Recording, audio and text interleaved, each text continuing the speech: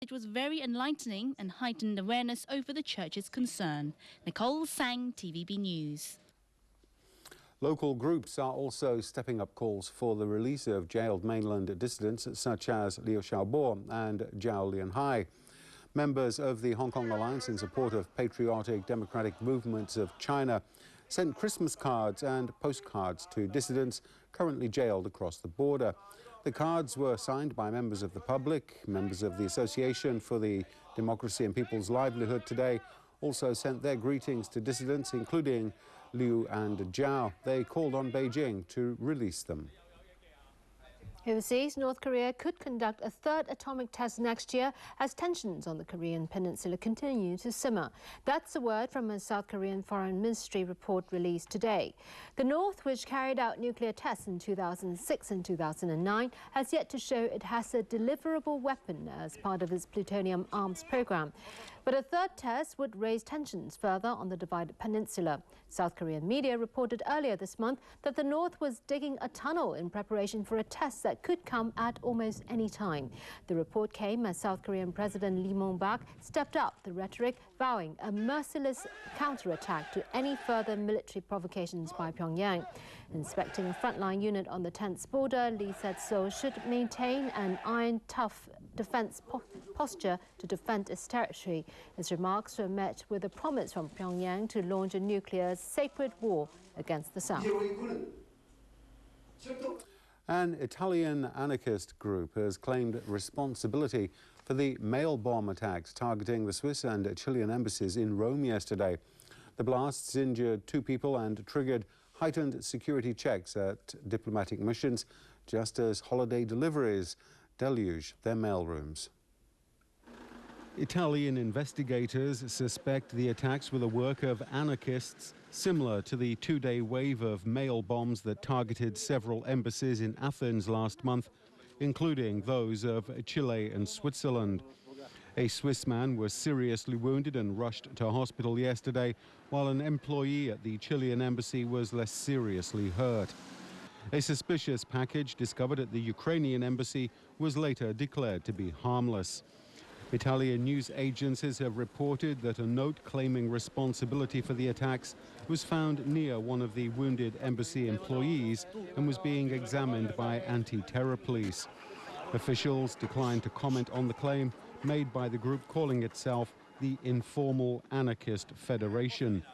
They're well known to the Italian authorities, who last year described them as the main national terrorist threat of an anarchist insurrectionalist type. The attacks, like those in Greece, have focused attention on Europe's domestic security threats at a time when authorities had otherwise been warning of the risk of attacks by Al-Qaeda.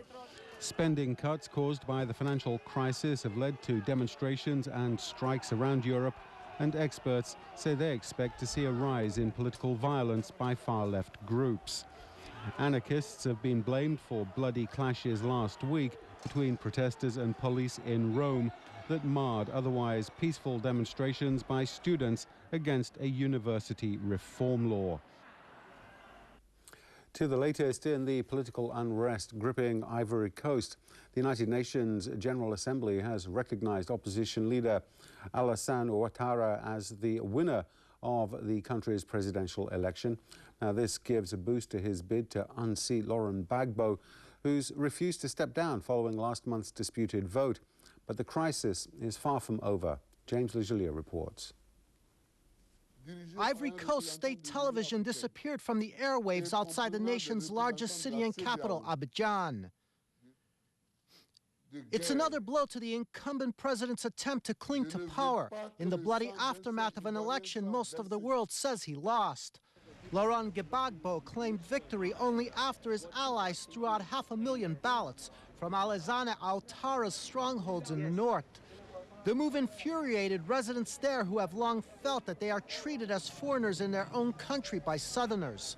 The United Nations has now recognized challenger Ouattara as the winner of the November 28th runoff vote. The U.S., France, and others have also said Ouattara won the runoff, but Gbagbo has refused to step down. But there has been little international interest so far in a military intervention in Ivory Coast, which suffered a 2002-2003 civil war. The U.S. and the European Union are imposing sanctions targeting Gbagbo, his wife, and political allies. And the incumbent leader could be facing a cash crunch. Ministers from the Central Bank of the West African Economic and Monetary Union issued a declaration saying the bank would no longer recognize Gbagbo's authority as president and that access to funds would only be given to Ouattara's legitimate government. The move follows a World Bank decision to freeze some $800 million in committed financing, adding to expectations that Gbagbo may soon struggle to pay wages, including to troops. Military support has been key to his grip on power. More than 170 people have been killed in post-election violence in the country. James Lajolia, TVB News. Authorities in Venezuela fired water cannons and plastic bullets at thousands of students protesting against increasing government powers over universities. At least 4 people were injured in the clashes in the capital, Caracas. Among them, a news photographer who was treated for a cut to the head after being hit with an object. The law governing universities was approved by the National Assembly. Students denounced it as an attempt by President Hugo Chavez to clamp down on autonomous state universities that have been a bastion of opposition to his government.